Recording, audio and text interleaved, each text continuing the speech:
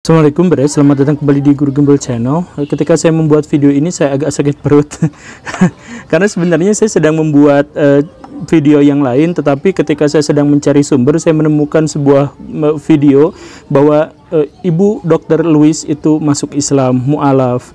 Dan di dalam video itu kemudian banyak sekali netizen-netizen yang berkomentar dukungan. Alhamdulillah Dr. Louis masuk Islam, sang pembela kebenaran ternyata menjadi mu'alaf, semoga istiqomah dan sebagainya. Dan tak lama kemudian video itu kemudian di-re-upload dan dibahas oleh channel-channel yang lain. Luar biasa, semuanya laku keras dan semuanya penuh dukungan. Itu kan tentu saja membuat saya sakit perut Baraya, karena ya tentu saja video itu adalah video palsu, dalam artian tidak ada sama sekali berita, tidak ada sama sekali gambar tentang Dr. Louis masuk Islam, tidak ada saksi, tidak ada bukti, tidak ada konfirmasi apapun. Yang ada hanya gambar seorang perempuan yang bukan Dr. Louis yang diambil tahun berapa dalam sebuah pengajian masuk Islam. Hanya itu saja. Jadi betapa mudahnya untuk membuat hoaks di Indonesia, karena berita bohong paling sederhana pun itu ternyata membuat rakyat Indonesia terkesima dan percaya. Jadi saya mulai berpikir, seandainya memang Dajjal itu muncul dari timur seperti banyak yang disampaikan oleh berbagai keterangan, maka timur yang dimaksud saya pikir itu bukan Khurasan tapi Indonesia.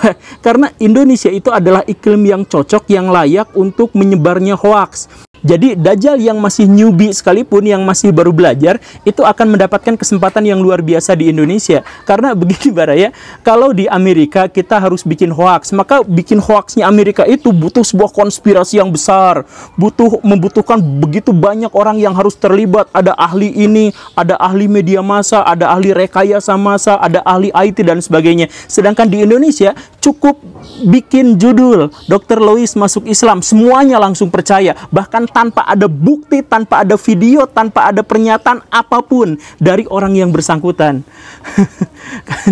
Maka ketika kemarin misalkan Dr. Louis menyebarkan hoaks di Indonesia, pantas saja langsung percaya orang-orang Indonesia itu. Kenapa? Ya karena betapa mudahnya untuk menyebarkan hoaks di Indonesia. Jadi Ikatan Dokter Indonesia, seluruh ilmuwan di Indonesia, semua media massa di Indonesia, semua pejabat di Indonesia, semua ahli di Indonesia dikatain goblok, dikatain salah, dikatain bebal, dikatain tidak mengerti apa-apa, diolok-olok, dihujat dan sebagainya, hanya gara-gara pernyataan dari satu orang yang menyebar hoaks ini.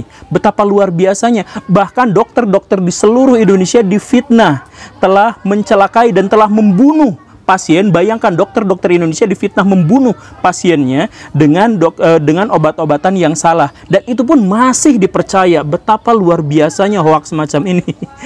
Ya, kita tentu saja tidak mengetahui bahwa Dr. Louis itu sekarang agamanya apa. Ya, secara formal beliau masih beragama lamanya, agama Kristen, dan tidak ada cerita apapun selain itu. Ya, mungkin saja di masa depan itu jadi mu'alaf atau apa, ya kita juga nggak tahu. Tetapi sampai sejauh ini berita yang ditayangkan itu adalah sepenuhnya hoaks, tetapi kita mudah sekali percaya bahkan tanpa saksi, konfirmasi atau bukti apapun juga.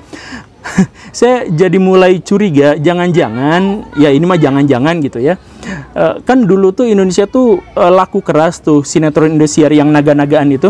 Jangan-jangan sinetron itu laku itu bukan gara-gara bagaimana, tetapi gara-gara rakyat Indonesia memang percaya bahwa naga Indosiar tuh naga beneran gitu yang ada di Indonesia.